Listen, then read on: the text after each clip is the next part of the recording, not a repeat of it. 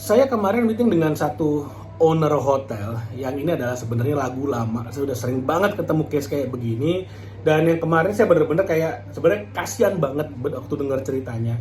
Jadi ini seorang pengusaha, dia bikin hotelnya gede 100 kamar. Lalu kemudian hotel ini karena dia punya bisnis ya, dia punya bisnis utama gitu kan, dia punya bisnis lain. Akhirnya hotel ini diserahkanlah kepada saudaranya untuk di-manage. Jadi saudaranya ditunjuk jadi manajer di hotel ini. Kenapa dia tunjuk saudaranya? Saya tanya, emang saudara bapak hotelier, pengalaman di hotel bintang 5 mana? Seperti apa latar belakang pendidikannya? Apakah pernah di hospitality? Apakah seperti apa pengalaman kerjanya? Belum pernah. Justru sebenarnya ditunjuk saudaranya jadi untuk manage karena saudaranya ini pengangguran. Lalu kemudian daripada tiap bulan dia ngasih duit ke saudaranya nyumbang gitu kan, wah, udah daripada gue nyumbang 5 juta tiap bulan, mendingan jadi manajer, kelola aja nih, nanti ngambil income dari sana, gaji dari sana dan segala macamnya. Niat si owner ini adalah menunjuk saudaranya jadi manajer untuk mengelola secara profesional. Profesional itu artinya ya dia si manajer ini, si saudara ini harus memanage dengan baik, lalu kemudian bagi hasilnya pun profesional seperti business to business kayak gitu. Dibuatlah perjanjian segala macam, dibuatlah kemudian target-target kerja dan segala macam, SOP, itu oke lah. Tapi kemudian yang terjadi adalah setelah 5 tahun berjalan, adiknya lapor, si saudaranya ini lapor mau resign. Kenapa mau resign? Karena setelah 5 tahun berjalan, biaya operasional itu melebihi omset yang masuk. Bayangin, biaya operasional melebihi omset yang masuk. Ini udah rada gila nih. Saya denger ceritanya tuh, saya dengerin aja kok lama-lama sedih gitu kan. Padahal awal-awal, itu keren banget. Si owner itu bisa dapat ratusan juta per bulan, 400 juta, 400 juta, 500 juta per bulan. Itu untung bersih. Bisa dapetin, tapi setelah 5 tahun ternyata operasionalnya itu lebih tinggi daripada omset. Bayangin, di bulan-bulan pertama, di 6 bulan pertama itu bersih, untung bersih yang jadi dividen si owner aja bisa 500 miliar. Setelah 5 tahun minus. Saya tanya, ada apa yang terjadi antara tahun pertama hingga tahun kelima? Pada waktu itu saya belum lihat hotelnya, saya belum survei hotelnya, saya baru ketemu sama ownernya aja. Dan dia cerita, awal-awal semuanya bagus, karena memang hotelnya dibuatnya bagus, jadi pemilihan materialnya bagus, interiornya bagus, staff-staffnya pun ya dia pilih yang bagus. Lalu kemudian along the way, selama waktu berjalan, mulai ada kecurangan, mulai ada tamu datang tidak di-report. Oke? Saya tanya dong, loh kan saudara bapak manajernya memang yang nggak di-report ini ke siapa? Apakah tidak di-report ke bapak sebagai owner, apa nggak di-report ke saudara bapak sebagai manajer? Dua-duanya. Jadi sebagai manajer, kalau misalnya bukan dari orang yang mengerti tentang dunia perhotelan, hati-hati. Staff itu adalah manusia. Manusia itu banyak khilafnya. Manusia meskipun digaji sebesar apapun, tapi kalau dibalik itu tidak ada sistem kontrol yang baik, maka akan banyak khilafnya. Makanya penting sekali. Makanya kalau saya ketemu owner hotel misalnya bilang, kalau saya gaji karyawan itu nanti dia gajinya memang sedikit, tapi take home pay-nya bisa 7 juta, bisa 8 juta, gede banget. Pertanyaan saya berikutnya, tapi kalau misalnya dia dapat 7 juta, 8 juta karena ada bonus, komisi segala macam, tapi di luar itu dia dapat 10 juta dari nyolong, kira-kira gimana, Pak? Biasanya saya tanya kayak gitu. Nggak mungkin dong, kan dia dapat banyak. Iya kan, Bapak nggak tahu. Kan Bapak atau Ibu nggak tahu karena tidak ada sistem kontrol di belakangnya. Itu yang sering banget terjadi. Itu baru satu dari kecurangan. Udah mulai ada curang-curang, tamu datang nggak dilaporkan. Lalu kemudian udah mulai tuh barang-barang yang nggak perlu dibeli tiba-tiba dibajetin buat dibeli lagi. Misalnya nih, spray linen gitu ya, bed cover dan segala macamnya, sarung bantal apalah. Itu tiba-tiba tiap 2 minggu beli baru. Saya tanya, yang beli bapak, saudara bapak sebagai manajer, atau staf bagian purchasing? Oh, staf bagian purchasing. Nanti dari hotelnya, dari manajemen, dari keuangan, itu kasih duitnya nanti mereka yang beli. Nah, buat saya, ini makin salah lagi gitu kan. Karena mestinya semua itu ada kontrolnya. Dicek dulu barangnya beneran rusak atau enggak. Barang yang rusak seperti apa? Rusaknya kenapa? Ketika diganti itu harus dipertanggungjawabkan. Barang yang lama itu dikemanain? Barang barunya mana? Dipakainya di mana? Dan selama menggunakan barang di sana, linen-linen dicuci, itu harus jelas pencuciannya bagaimana, laundrynya bagaimana.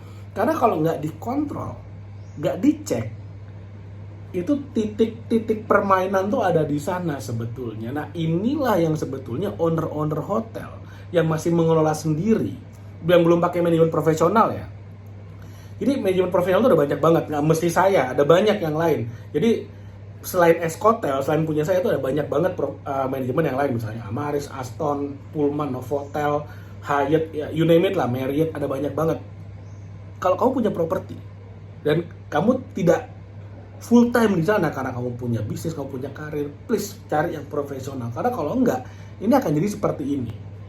Itu baru kecurangan. Kecurangan tuh baru dua nih yang saya ceritain di sini. Artinya banyak banget.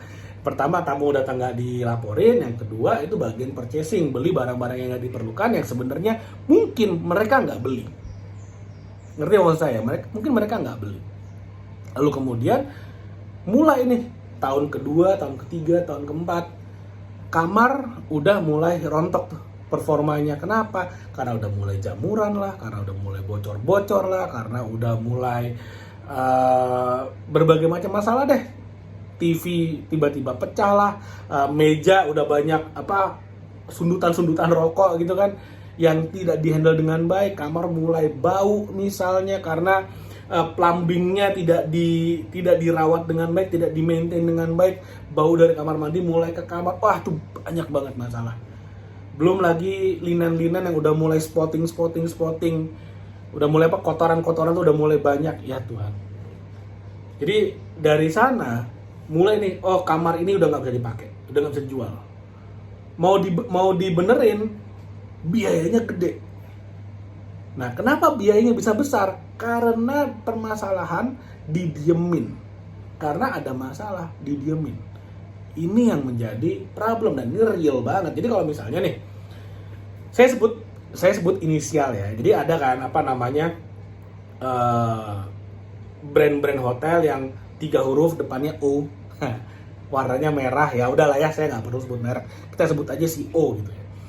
Banyak orang berpikir, banyak owner hotel berpikir, saya bikin hotel, saya serahkan ke si O ini aja. Padahal mereka nggak tahu O yang 3 huruf itu bukan operator hotel, bukan operator ya saya bilang. Kenapa saya bilang bukan operator? Karena bagian rekrutmen karyawan, bagian pencatatan keuangan, bagian monitoring karyawan, maintenance, semuanya itu masih dilakukan oleh owner.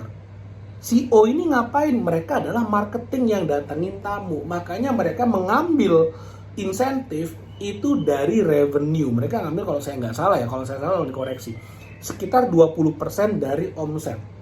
Dan harga kamarnya pun mereka yang tentukan. Kalau mereka merasa misalnya lagi low season, lagi sepi, harga kamarnya bisa ditekan serendah-rendahnya, tapi kemudian mereka tetap ngambil 20% dari omsetnya. Sedangkan owner itu harus bisa membayar semua operasional dengan 80% dari omsetnya itu.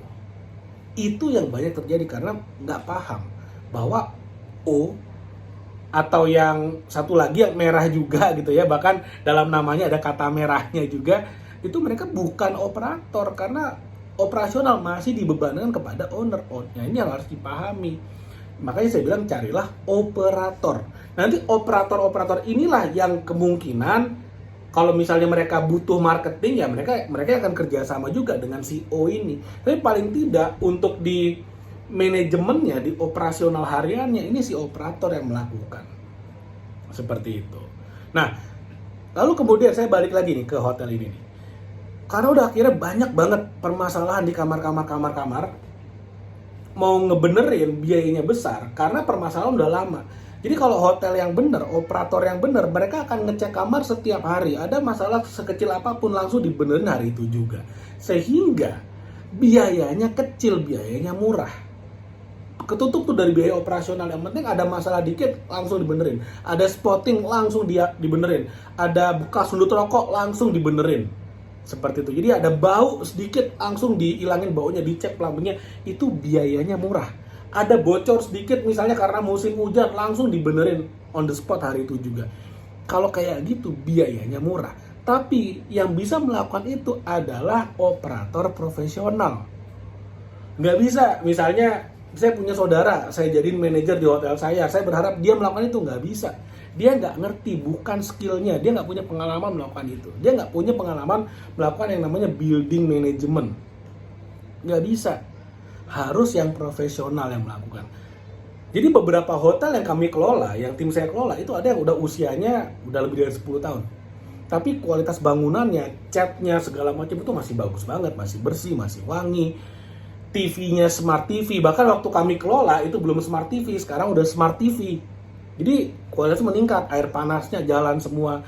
Ada sedikit aja gangguan, oh ini air panasnya nggak jalan, langsung dibenerin saat itu juga. Itulah gunanya engineering. Tim engineeringnya harus bener-bener satset banget. Itulah sekali lagi manfaatnya kalau punya operator yang profesional, penting banget. Karena kalau tidak dilakukan seperti itu, yang ada adalah seperti owner hotel ini. Setelah 5 tahun, baru 100 kamar, itu yang setelah 5 tahun masih berjalan, itu tinggal sekitar 10 kamar, 15 kamar, 10 kamar.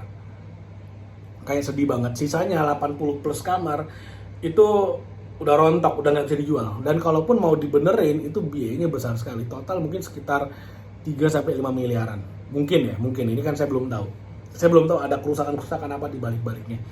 Dan ya itulah sayang banget. Kenapa ya? Karena tidak dikelola dengan baik dan tidak dikelola dengan benar. Nah makanya nanti kalau kamu sekarang lagi mau bikin hotel, lagi mau punya properti, mau disewakan harian misalnya, ya nggak usah gede-gede deh. Misalnya 50 kamar, 30 kamar, mau disewakan harian, kamu bisa kontak saya. Kalau kamu perlu operator yang profesional, bisa kontak saya. Nanti ada di komen video ini, itu ada kontak saya atau kontak tim saya. Kita bisa ngobrol. Jadi supaya kamu nggak mengambil langkah yang salah. Nanti kita kasih hitung-hitungan kalau bisa tanpa operator bagaimana. Paling nggak dari video ini kamu udah ngerti ya tanpa operator itu bagaimana kondisinya. Kalau dengan operator bagaimana. Ada yang bilang, yang penting kan saya punya manajer profesional. Iya, manajer boleh profesional. Pernah bekerja di bintang 5, benar. Tapi dikontrol nggak? Kalau dia kilaf, ngontrolnya gimana? Kalau dia kilaf sekali dan tidak ketangkap, dia akan bisa kilaf berkali-kali.